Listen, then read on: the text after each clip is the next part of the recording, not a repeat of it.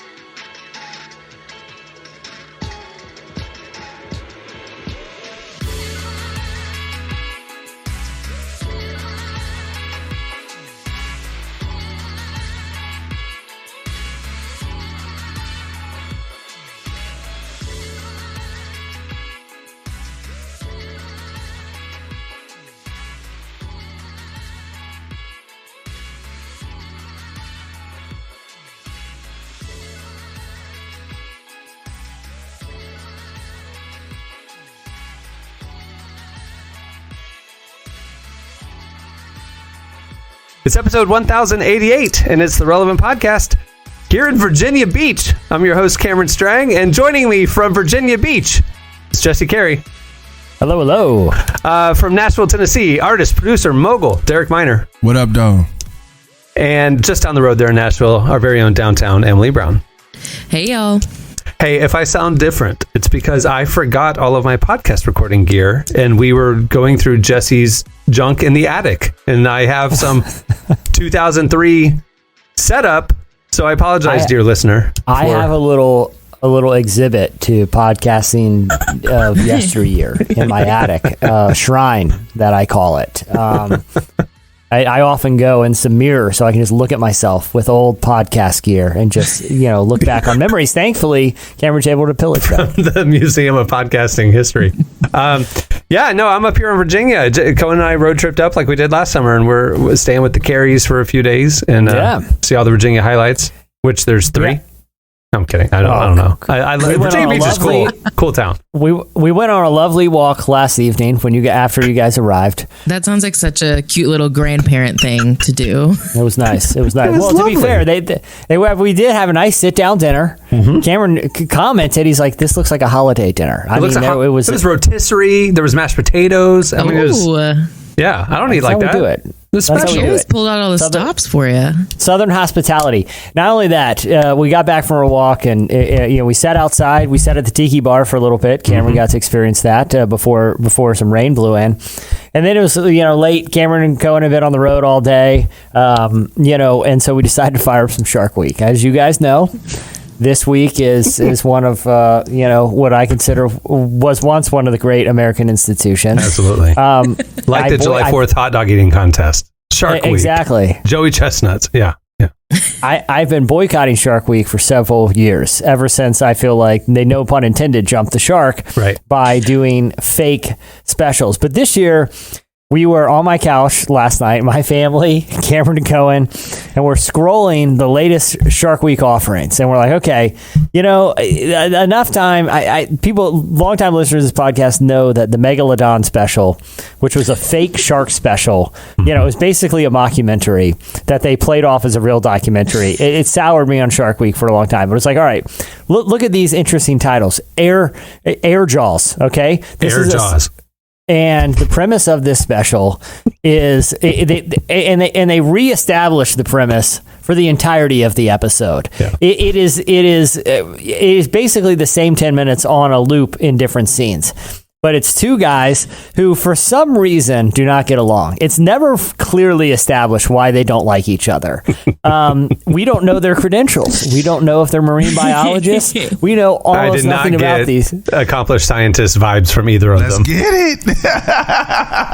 it. Their stated goal was to capture what they call breaches, which is the entire premise of this special is, can they drag a fake seal behind a boat and fake sharks into jumping out of the water and doing cool flips?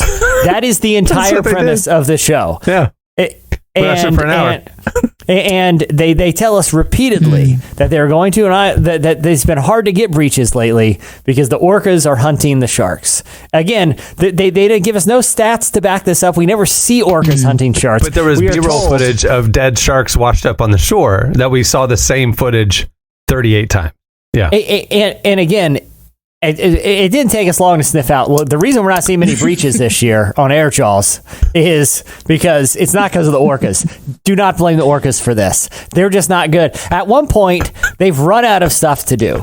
They've been circling this island, dragging the seal, getting zero breaches. And we're like 40 minutes in. It's true. We're like 40. So then they find a fishing vessel that is just, and for some reason they board this vessel. And it looks like some destitute old pirate has been living on this vessel for the last 30 years. All he goes by is Fluff. It appears he's not even consenting to being on television. He doesn't appear to have any idea what's going on.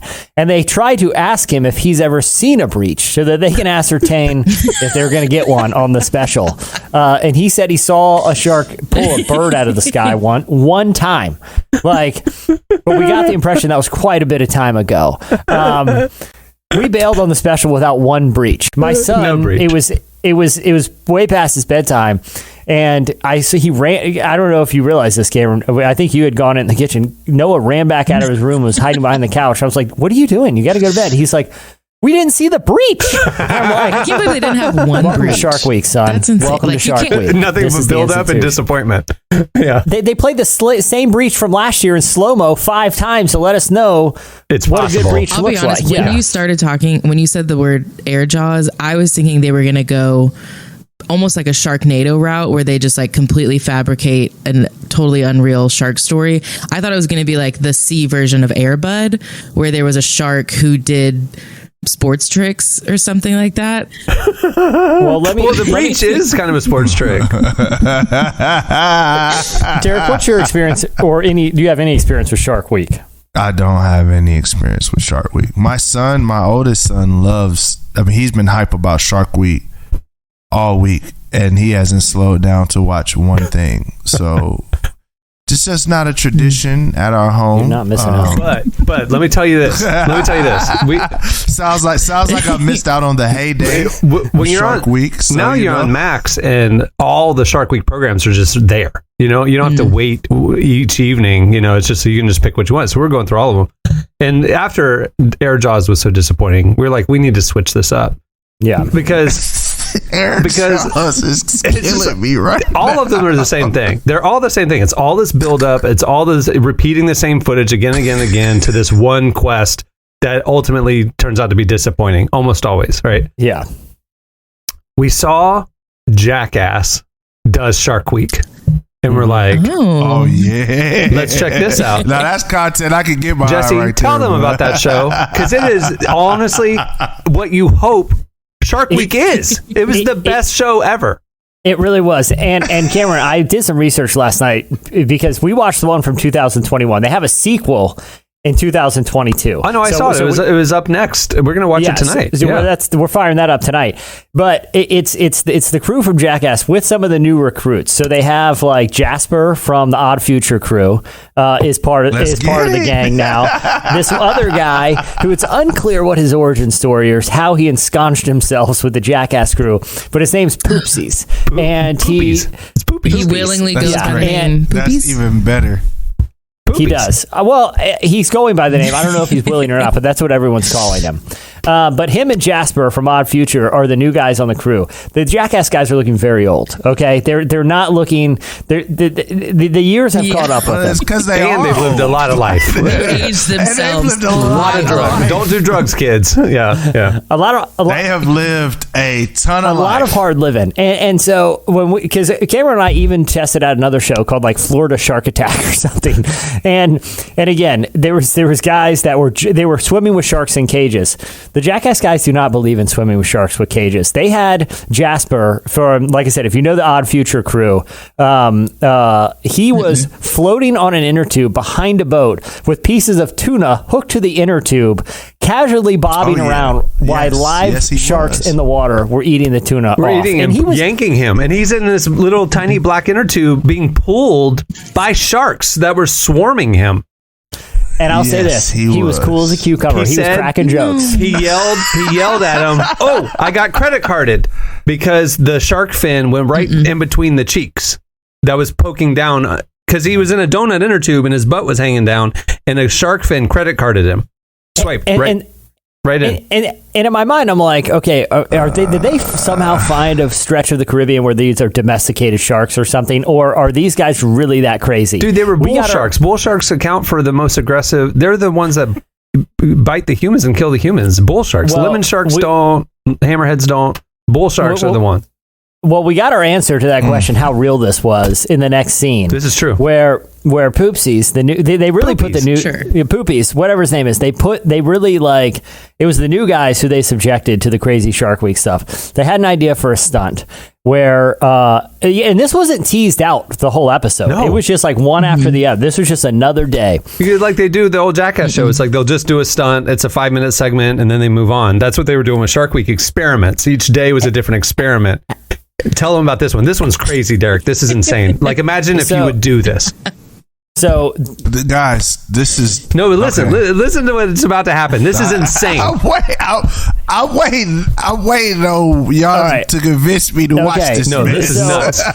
So they decide there's the famous idiom "jumping the shark," which originates from an episode of Happy Days where Henry Winkler was water skiing, jumped over a shark on a lake over a ramp while wearing his like signature leather coat. Everyone points to it as like the moment the show just got too ridiculous. So they had an idea of, let's close the show by jumping the shark.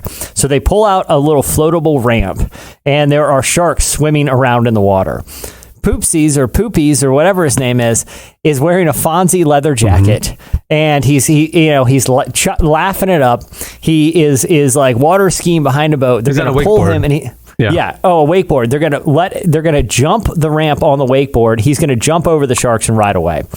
Well, he jumps over the ramp and he does not land it. He falls right in the water, and as he's sort of flailing around in the Fonzie leather coat, everyone's laughing. He is legit attacked by a shark. Like hospital. I mean, like I looked after, they underplayed it. He almost got his hand bit off. Like a shark almost bit his hand off of his arm on the show. And at the end of the show, they show him, and he had been in the hospital, and he had this huge cast, and like to reattach his hand. Yeah. He legit got attacked by a shark, and the camera's got all the blood and everything, and he's like ambulanced away, water rescue. It was crazy, and they didn't build up to it at all. It just happened. It was exactly what we wanted. It was exactly what I've tuned into Shark Week. It restored our faith in Shark Week. All right, I have to ask y'all a question. Yes. This is going to be an obvious question. Yeah. One, do you know if there's any life insurance or any insurance with the Jackass crew? I can't imagine. I think they're waivers. Am I right? You can't sue the production. It would have to be. Yeah. Gotcha. Okay. I would think. And the next question, which was going to be the first question, but I figured to stop people from being offended, I'm going to ask the last question first. Was Poopsie white or black? He was white. Okay, all right. He was white, but all right. Well, hey, I know where you're going, and Jesse and I had the same thought because at first, Jasper, who's black from Odd Future, was the one they were throwing in and that donut and all the danger stuff. And Cohen sits next to me. Don't count. Odd Future don't count. Cohen's sitting next to me and going, Dad, everybody on that boat is white. Why'd they put the black guy in the water? Our Future don't count. We don't count Our Future. Our Future is they odd. That's the definition of odd future. So we don't count that. They're racially ambiguous as far as I'm concerned. So there's this other show. There's this other show that we were watching, the Florida Shark Attack thing, which I wanted to watch. What do they count? Hold on. What do they count as, Derek? Huh? Clarify. What do they count as? They are all racist. They are all of us. They are all of us and none of us at the same time. Like, bro, if you ever watch Lord of the Squad, like them cats, they out here, man. Like, they are gone. They, matter of fact, well, I guess I'm gonna save this and let Emily bring this up, but they're odd. We'll just leave it there. Don't do drugs, kids. We real quick to wrap this up. We watched a few minutes of a show, the Florida Shark Attack show, because it was like legit. Like, hey, number one, like Florida's the shark attack capital of the world, right? And I live in Florida, obviously. And I wanted to see what they were talking about, because they were like, it was two guys, they were Australian, and they were gonna come and run experiments around the different hot spots around the Florida coast, just to see what was prompting the shark attacks. Was it sound? Was it sight? Was it, clarity, murky water? Different things. It sounded like scientific. It wasn't scientific. What it ends up is like, it was two Australian guys. One guy's like a shark enthusiast, and then this other guy who is clearly a surfer or something. And then remember, the entire show is about shark attacks and humans getting attacked when they're out just surfing or swimming or whatever. And so this guy's talking, headshot, and he's Australian, and he looks like buff, like he's a surfer or whatever. And then they zoom out. I'm sorry, I didn't mean to laugh. He's missing an arm and a leg because a shark ate it. Okay, so he's got a bionic arm and a leg. Here's the thing: the entire time I'm thinking, I would never get on that boat. But he's not only on the boat; he's on the boat to find sharks and agitate sharks to get them into a frenzy state. I'm going, you've been attacked. You're missing two limbs. What are you doing? He got a full sweatsuit, fins, swimming. They go in the water, free diving, no cage, to try to agitate shark activity, and did. They attracted bull sharks, lemon sharks, hammerheads, calling them to himself. He's missing an arm and a leg. And I'm like, number one, how do you get in? I said this to Jesse just like rhetorically. How do you, if you're missing an arm and a leg from a shark attack, get in the water with sharks again? And Jesse, I go, how can you swim with sharks? And Jesse goes, in a circle. I love it. AT set me up. I love it. I was talking about emotionally, mentally, how can you do this? And he's like, well, how do you swim with one arm and one leg? You swim in a circle. The same reason why you would join the cast of Jackass. You have 20 years of documented footage of bad things happening to people on that show, and you just like, I'm on it. I'm with it. It's crazy. Anyway, Shark Week, kids. They need to close out Shark Week with like Shark Week Goes to Therapy, and like everybody who's participated, especially the Jackass crew, they need to see a therapist, because I think there's some deep questions. It's amazing what people will do just to be on TV. You know what I mean? That's kind of the vibe I got from the Jackass stunts. Is like, I gotta be honest though, the Florida Shark Attack guy who was missing the arm and leg, and we'd alternate between like the Winter Soldier arm and like a hook. He literally had a hook. I felt like he was tempting fate at this point with these sharks. Like obviously they have a taste for him. Okay, like I don't know the science of why sharks. Wow. It's like, you ever hang out with friends and like you're outside at a cookout or whatever, and it's like some people are getting attacked by mosquitoes, some people aren't. Some people are just tasty to mosquitoes. This guy obviously tasty to sharks has an allure that I think it's be wise for him to avoid the water. I agree. And just even how do you get back in after that tragedy happens to you? It's just crazy to me. Anyway. Wow. All right. Well, Shark Week, kids. All right. Well, we have a great show in store for you today. Coming up later, we talked to Rainn Wilson. You know him from The Office. He's Dwight. He does Soul Pancake, a bunch of other stuff. He has a new book out. We talked to him. He has a new show out as well. You don't want to miss that. That's coming up later. We also have your feedback at the end of the show, but stay tuned. Right now, up next, it's Relevant Buzz. We swim through the sea on a lucid night.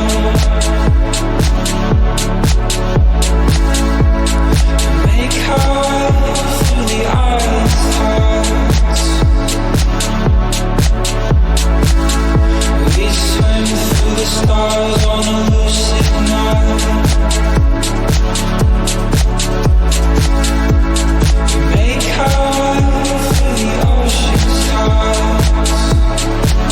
You're listening to Goth Babe. The song is Bioluminescence.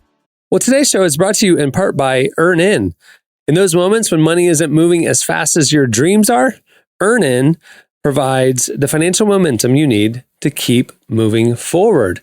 EarnIn is an app that gives you access to your pay as you work, up to $100 per day or up to $750 per pay period. All you have to do is download the EarnIn app and verify your paycheck. And then you get access to the money that you've earned. Then access up to $100 a day as you work and leave an optional tip. Any money you access plus tips are automatically repaid from your next paycheck. They have over 3.5 million customers who have found peace of mind, financial stability, and more, making EarnIn part of their financial routine.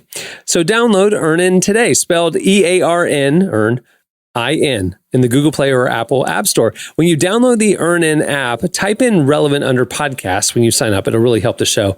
Again, that's type in relevant under podcast. Now, fine print subject to your available earnings, daily max, and pay period max. See earnin.com/TOS for details. EarnIn is a financial technology company, not a bank. Bank products are issued by Evolve Bank and Trust, member FDIC. Again, go to your app store and download the EarnIn app today. Okay, it's time for Relevant Buzz. All right, tell us what's happening at the intersection of faith and culture this week, Emily. No big deal. Rather than Shark Week. Yeah, no big deal, but aliens are real, y'all.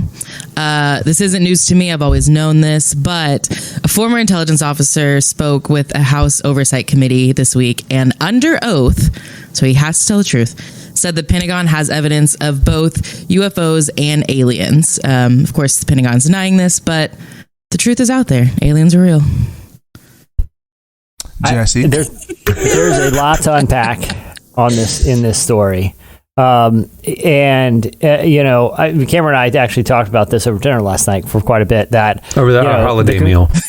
Yeah, I was talking Jesse, about the can you pass the gravy? like, hey, did you hear aliens are real? Yeah. Yeah, no, but there's a lot to unpack. It was a 2.5 hour congressional hearing with whistleblowers who were, the reason this notable is because they were testifying under oath, under the threat of perjury, right? So, and they all have high level security clearances. Now, the one thing is a lot of, now if you pay close attention to some of these whistleblowers, a lot of it still is secondhand, especially when it comes to, like Emily, you were saying, alien bodies or the bodies of what appear to be, some intelligent being that was piloting these craft.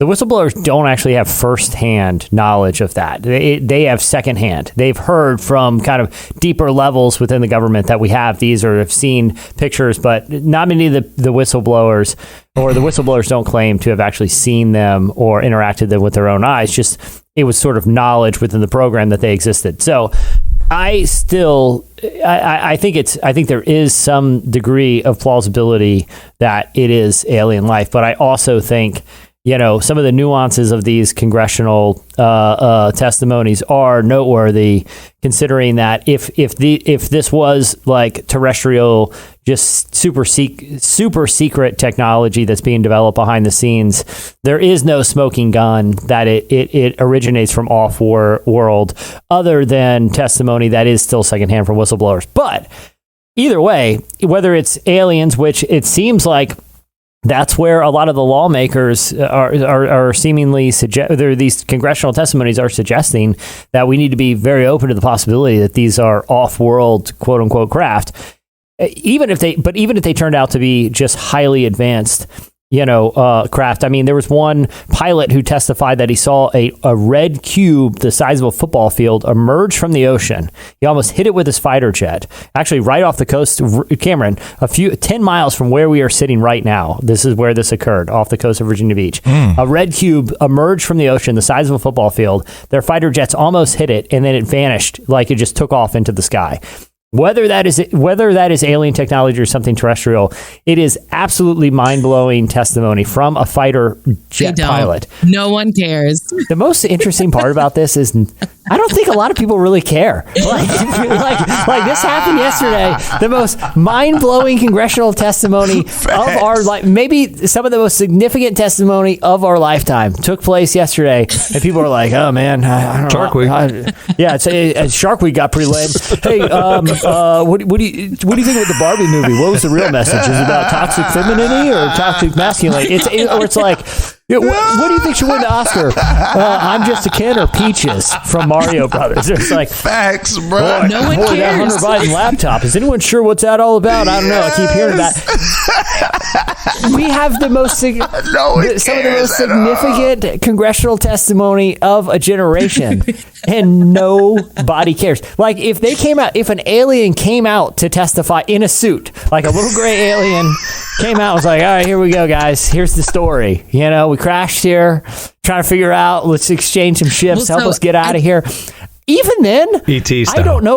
I don't even know if it would lead a lot of news. Like I think it'd be like, and there would be earlier today, Cardi B and Offset got into another fight today. Yeah, exactly. I think you see it trending. It's like, Cardi B, Offset. You see some Mitch McConnell's face froze during a press conference. People were saying he was an alien, and he was like, "Can we talk about this man just literally just stopped?"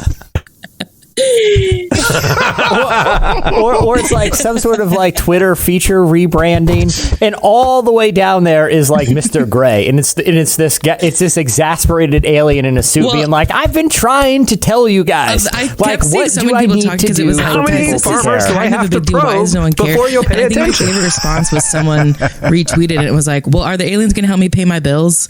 And I was like, that really does kind of like, we do have other things that are like, whether or not aliens are real, my life continues on. So like, are they gonna or not? Well, I mean, then let me know if I don't need to plan for like make plans for next week. If they're going to take over, don't want let me know. Yeah. Just hit me up.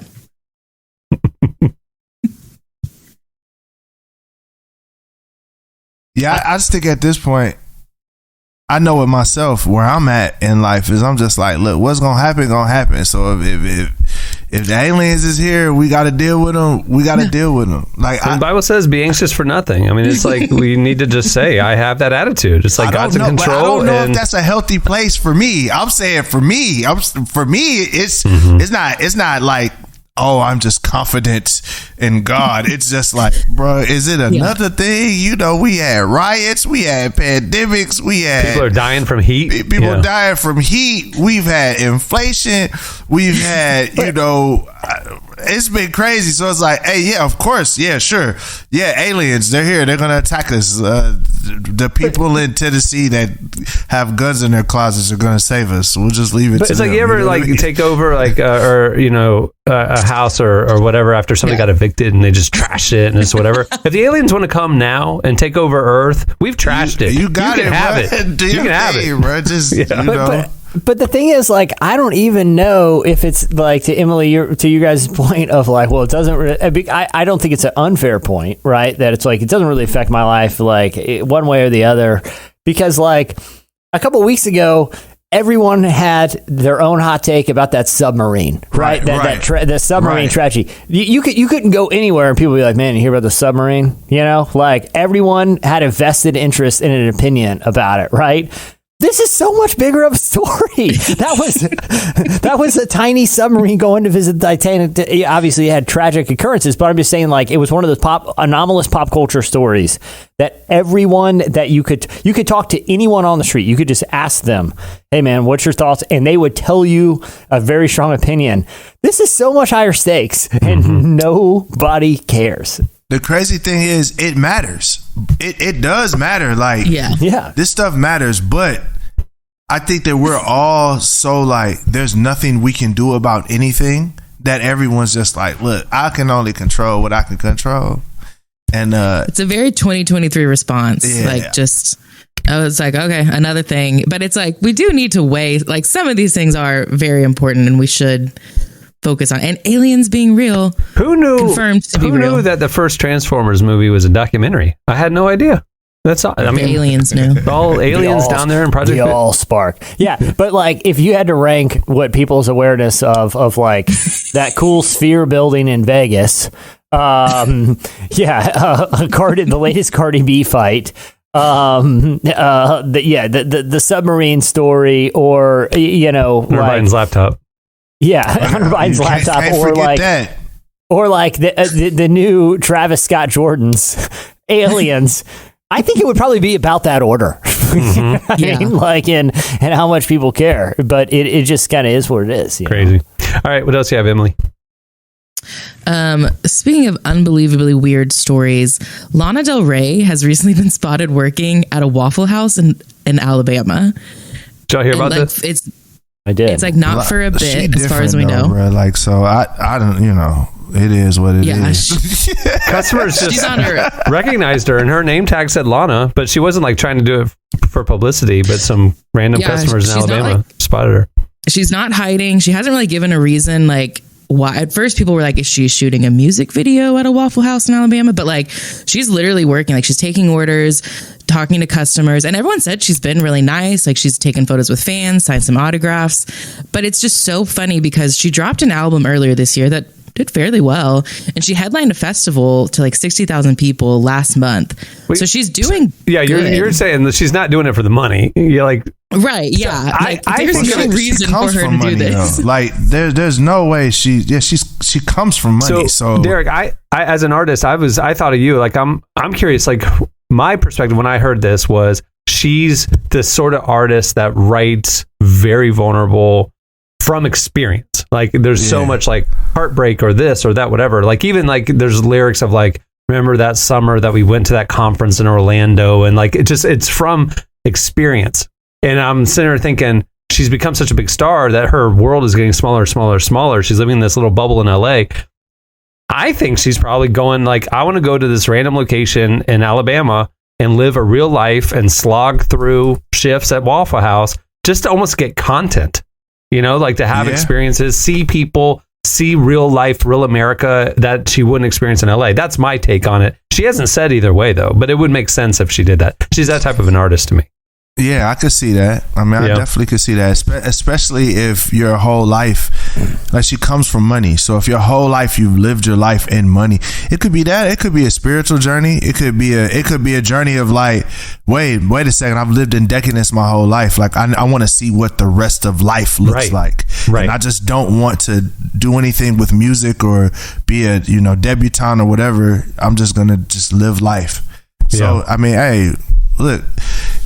Listen, you got to be happy, So look, if you get abducted by aliens, at least you be at Waffle House. You get a nice all-star, you know what I'm saying, and you be straight. She's only 2 hours from us, Derek, so we could make a little road trip down there and see her. Here's the thing, maybe it does, Derek. I like your idea. Maybe she's preparing for the aliens because from the videos I've seen, I don't want to disparage Waffle House, but if you work at a Waffle House, you got to be prepared to scrap every once in a while. That's right. Some of them. So if you can handle yourself at a Waffle House, so she's going there to get ready for the alien apocalypse. She's learning hand-to-hand combat is what you're saying. I'm telling you right now, you better have some hand-to-hand combat in the Waffle House. You don't have no hand-to-hand combat in the Waffle House, you're gonna have a problem.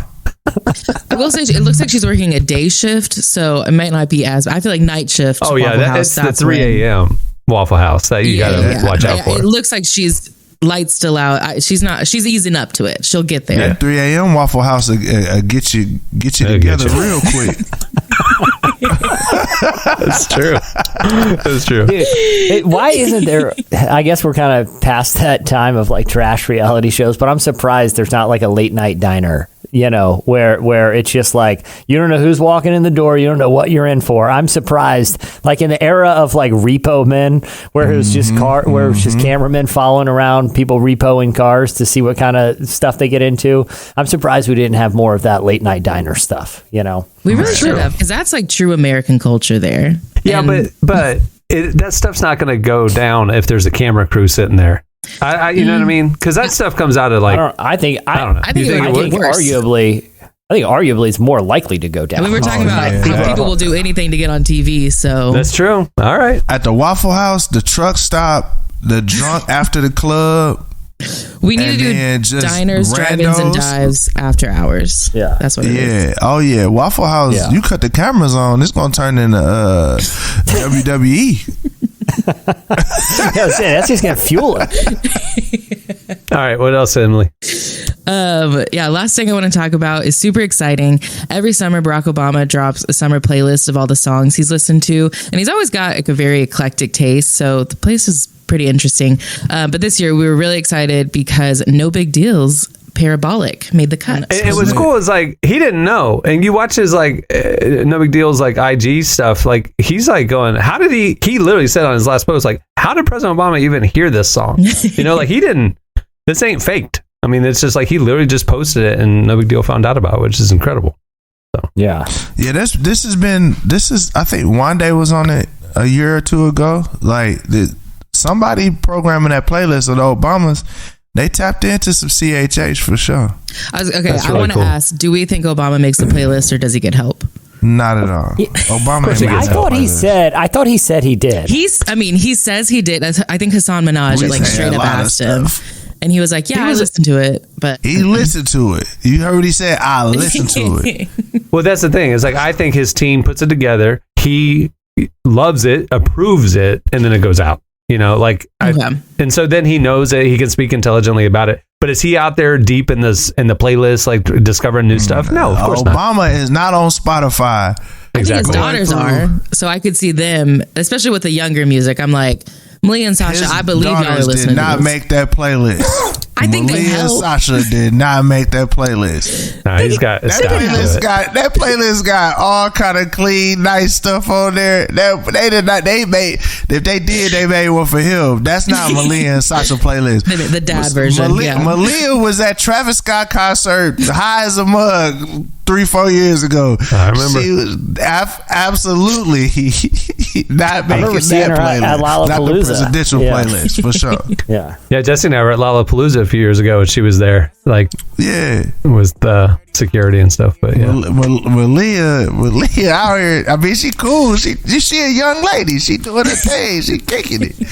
And that playlist do not reflect young lady kicking it at Lollapalooza. I'm just letting y'all know. That's true. Anyway, good job. No Big Deal. We're proud of him. It's really cool to get mentioned like that. In fact, if you haven't heard the song yet, I'm going to play it right now. Stay tuned. Up next, Rainn Wilson joins us. That'll do it for the buzz. Rappers don't revise, cut the fat like some lipo. Shout to Post Malone, kill the beat like a psycho. Indie tribe mitochondria, I'm in a cell. Intel like Melania, I'm doing well. Put my pennies in a safe, not a wishing well. I can never mess with Snake like I'm Splinter Cell. Dick Carvello told him send a packet once. One take Billy, I don't have to do a punch. Look, I just ate the beat, I don't have to take a lunch. You the capping of the capping, only capping like it's crunch. You're listening to No Big Deal. The song is Parabolic. Our guest today is Rainn Wilson. You know him as Dwight Schrute from The Office. He's also the co-founder of Soul Pancake and recent author of Soul Boom, Why We Need a Spiritual Revolution. He spoke with us about how connecting to our spirituality can help us mentally, emotionally, and globally. Here's our conversation with Rainn Wilson.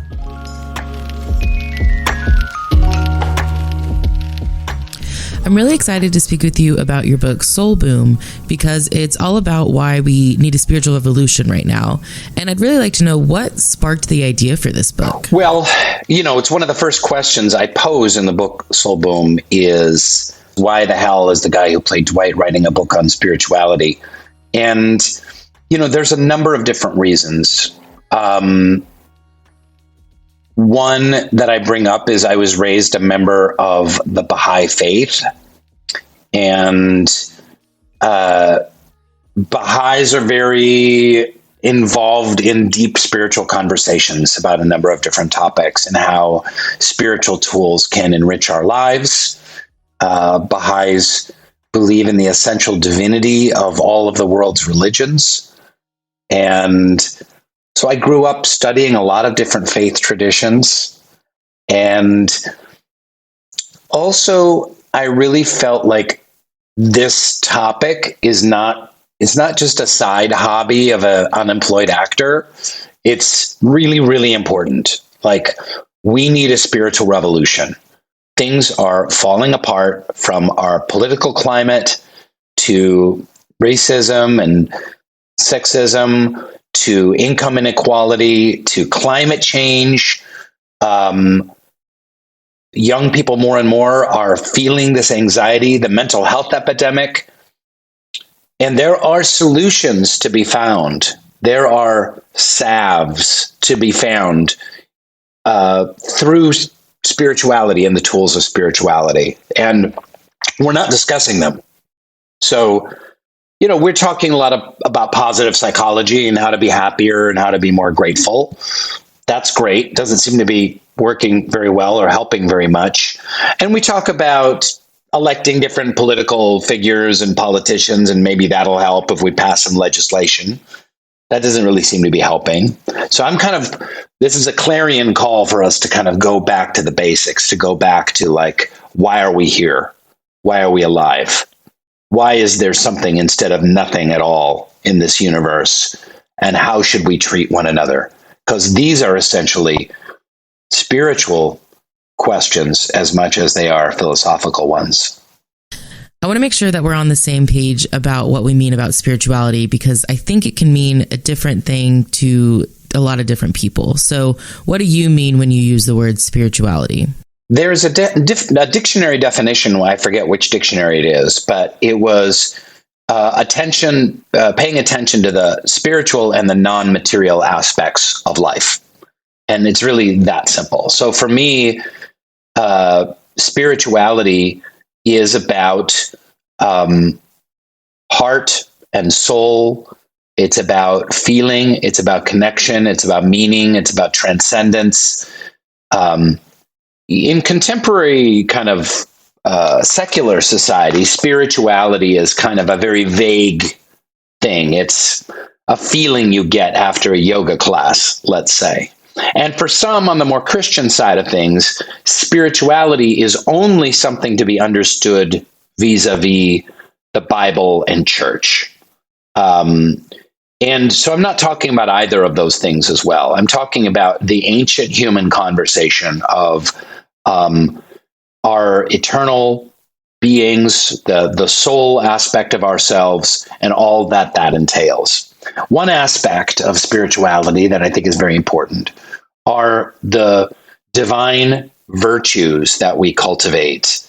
Kindness and compassion and humility and honesty.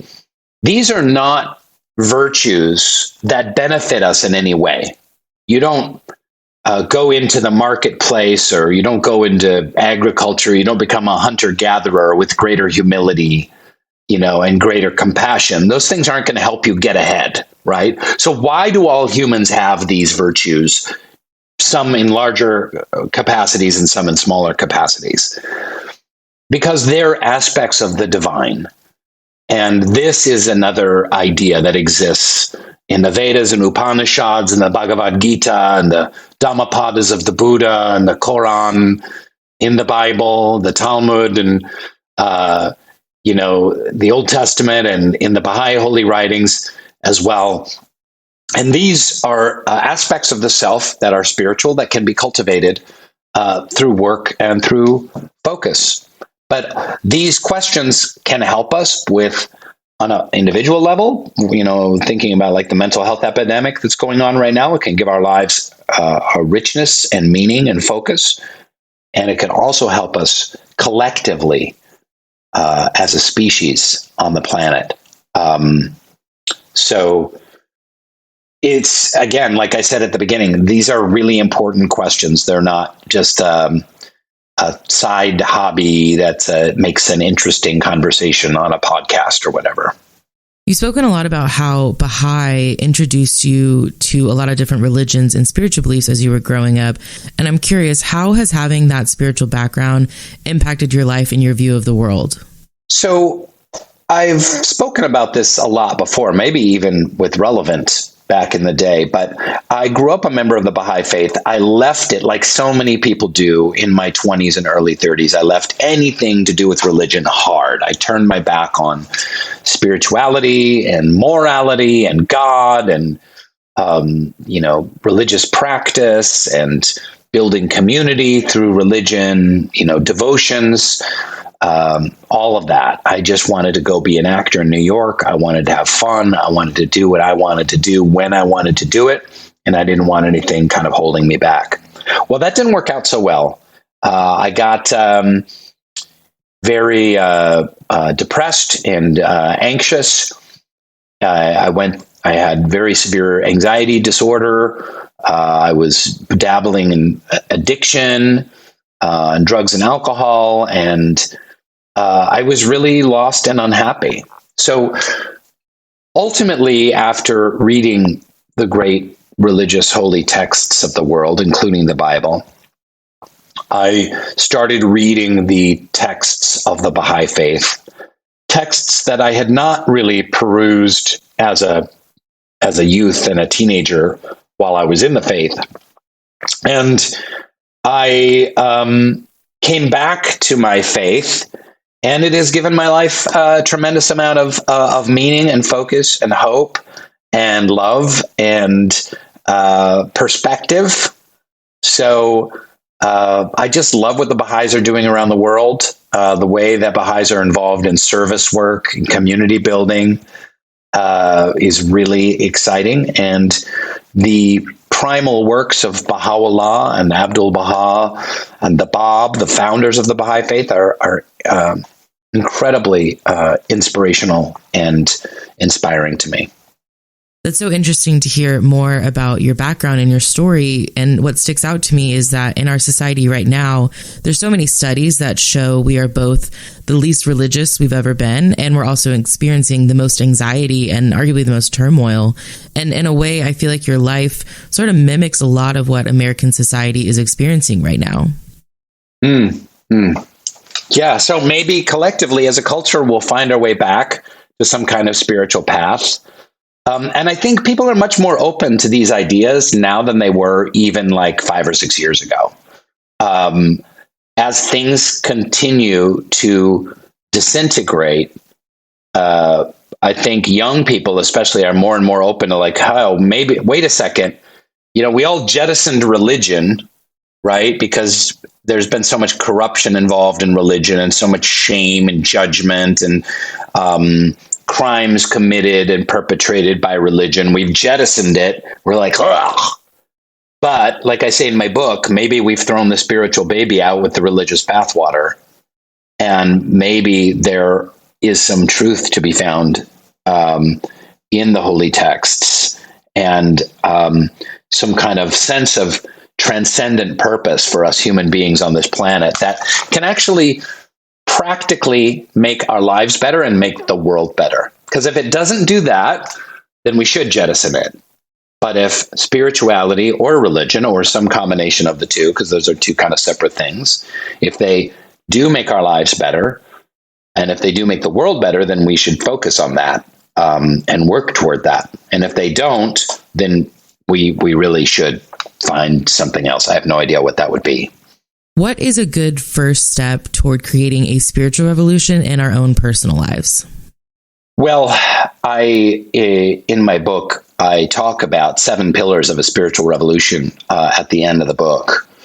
And there's many ones that are really practical. One is to not give up hope, to remain joyful, to spread joy, to spread positivity, and work for change. Because if we're cynical and pessimistic, then nothing gets done. And the forces of chaos and confusion, of materialism, and of hopelessness and despair, they win. If we stay pessimistic and cynical, they win. And it's really easy to get pessimistic and cynical. Just read the newspaper and be like, what a bunch of crap. This sucks. We'll never get out of this. Nothing will ever change. It's really, I find myself falling into that position a great deal. So I say fostering joy and squashing cynicism. That's a great place to start. You could do that on a daily basis. You could make a decision. Not only am I going to attempt to feel joy or connect with joy, I'm going to spread joy. I'm going to give joy to someone else as a service. And believe it or not, when you do that, when you give joy to someone else, you actually feel, you get like a 10% dividend on the joy that you give to someone else, maybe 5% dividend. It actually makes you feel more joyful. And when that voice comes up of like, nothing will ever change, this sucks, where humans are just buttholes, will never get any better, we've got to squash that impulse and recognize it for what it is and say, that's not going to lead to anything good, to just to dwell in that. So feel it, acknowledge it. Oh, there's that cynical, pessimistic voice again, and let that go, and then focus on joy.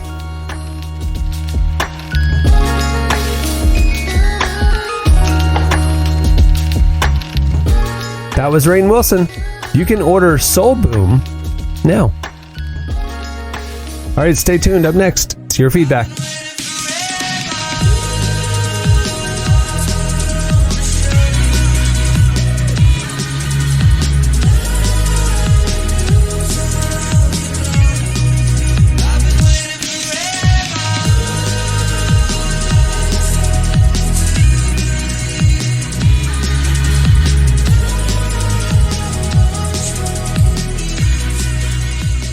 You're listening to Odessa, Yellow House, and Preston. The song is Waiting Forever. All right, it's time for your feedback. Last week, we got talking about the Barbenheimer double feature that so many people did, where they saw Oppenheimer and Barbie on the same day. And it got us thinking about weird pairings of movies that we would want to see happen in the theater. So we asked you, what would be your dream weird double feature movie theater experience? You hit us up on Twitter/X. I don't know what to call it anymore. At Relevant Podcast. And you told us here's some of our favorites. Hack Attack. They just came out and just said the names here. A Walk to Remember the Titans. Yo. The Life of Pi, Ritz of the Caribbean. Again, two aquatic theme movies there. The Wolf of Wall-E. Ooh. Knight's Tale and Dark Knight is crazy. Oh, yeah. Knight's Tale and Dark Knight is crazy. Shout out to Jeremy Friedel. You got to throw in 10 things I hate about you, though. Like, just make it a little Heath Ledger marathon. Right. I like that everybody's theming it. So, like Tim Quigg said, his double feature would be sequels. So, Paddington 2 and then John Wick 2. I like it. I like it. I like John Bees. He said he actually did this one. Oh my gosh, this is crazy. 1992. A double feature of A Muppet's Christmas Carol and Spike Lee's Malcolm X. Yo, he says he saw them in that order in 1992, and he says I didn't feel good about my day when that was over. Yeah. See, that's what I'm talking about. Like two movies that's like, why would you watch those back to back? But I appreciate it. That's wild. Did he just have time to kill the theater that day? Yeah, like, I think he just wanted it. He went in Muppet Christmas Carol and was like, hey, I'm just going to sneak into another one that's about to start. I think that's... And listen, that fateful afternoon has been living rent-free in his head since 1992. Literally. He's like, guys, I'm so glad someone asked me. I think about it all the time. The day I saw Muppet's Christmas Carol and Spike Lee's Malcolm X in the same afternoon. Someone's finally asking me about it. All right. Well, there's a lot more where that came from. You guys had some great suggestions. All right, it's time for this week's editorial question of the week. All right, well, earlier in the show, we were talking about the alien testimony that the little gray man said, hey, I'm here, everybody. No. That a government official said on the record that the government has in possession alien crafts and beings. And it got completely unnoticed in the news cycle. Mitch McConnell's face got more coverage than aliens being real, which is unreal to me. Anyway, it got us thinking. We want to know from you, what's a story that you heard or saw in the last few years that you're shocked that more people didn't care about? Like, how is anybody not talking about this?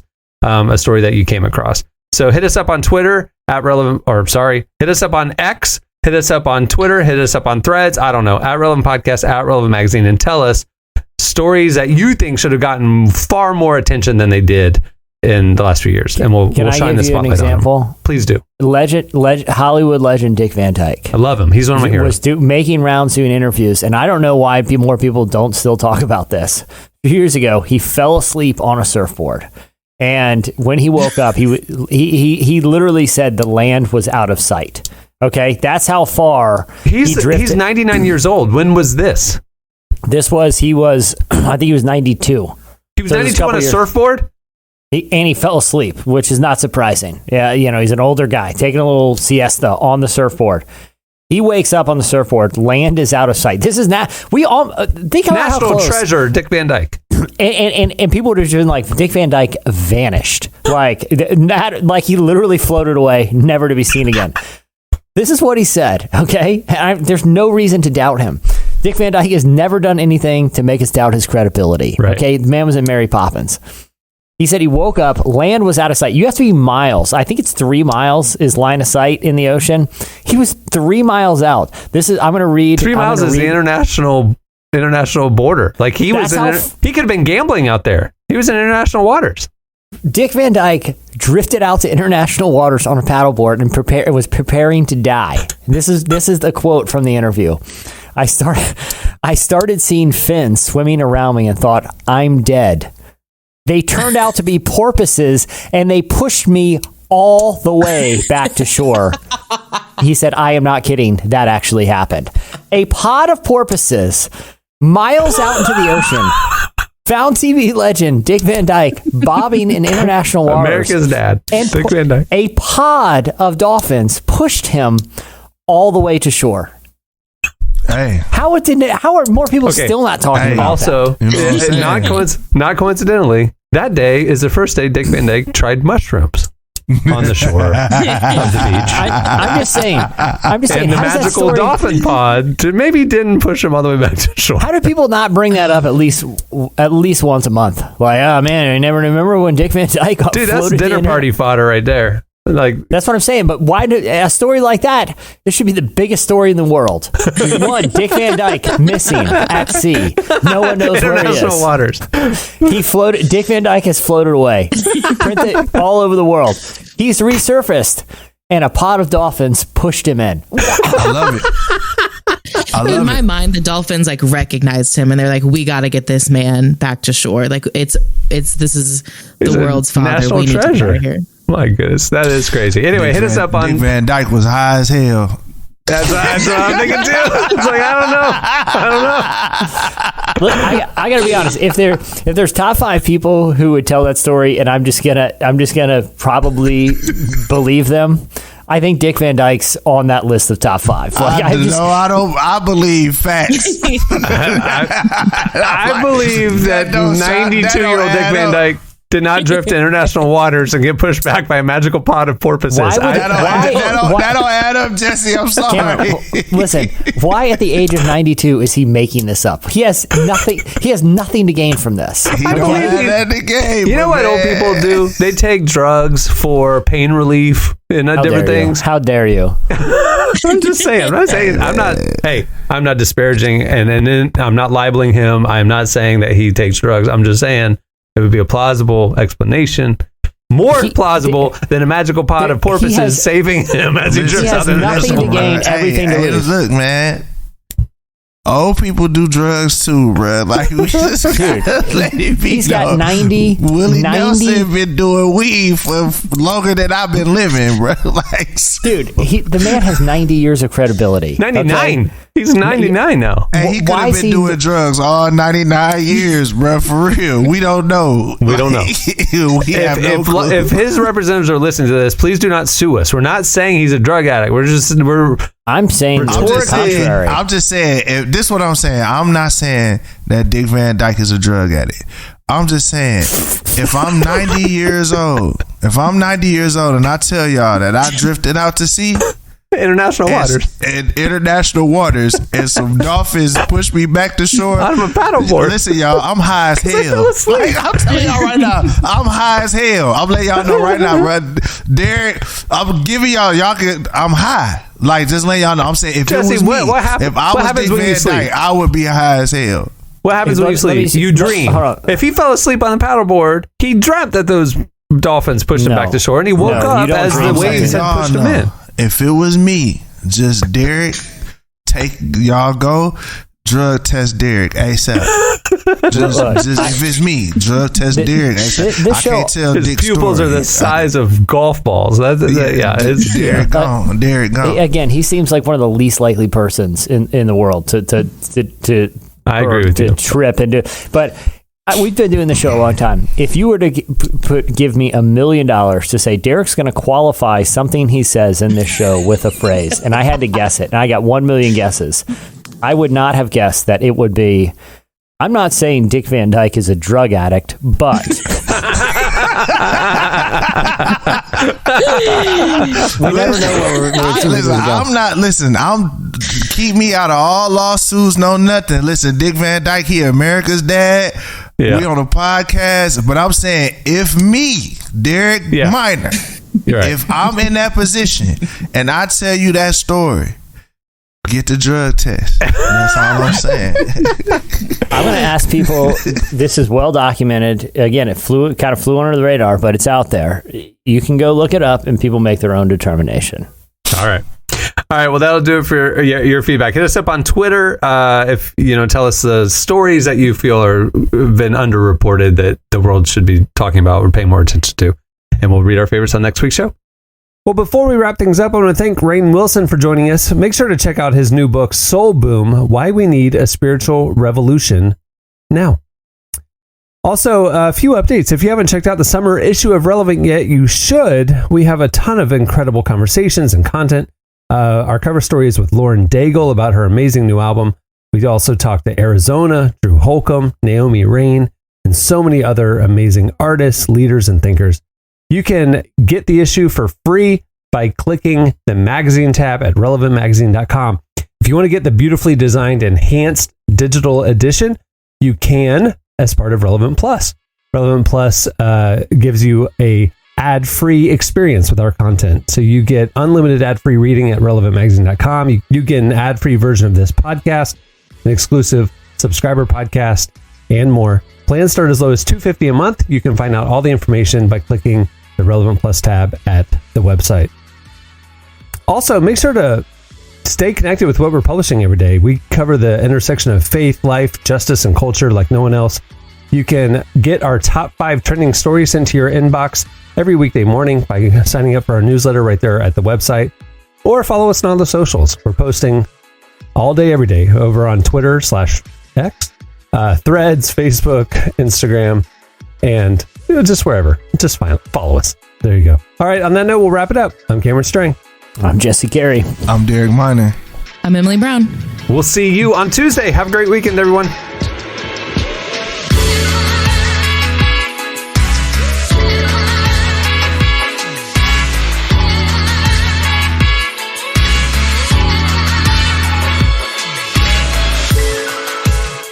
Listening to the Relevant Podcast. Check out our features, interviews, and news updates every day at relevantmagazine.com. And make sure to follow Relevant on Facebook, Twitter, and Instagram for the latest.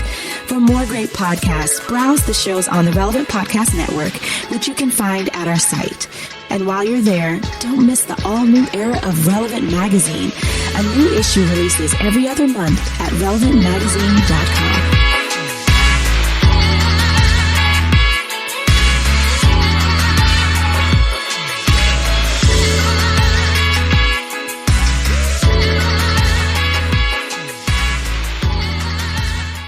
We bailed on the special without one breach. Relevant Podcast Network.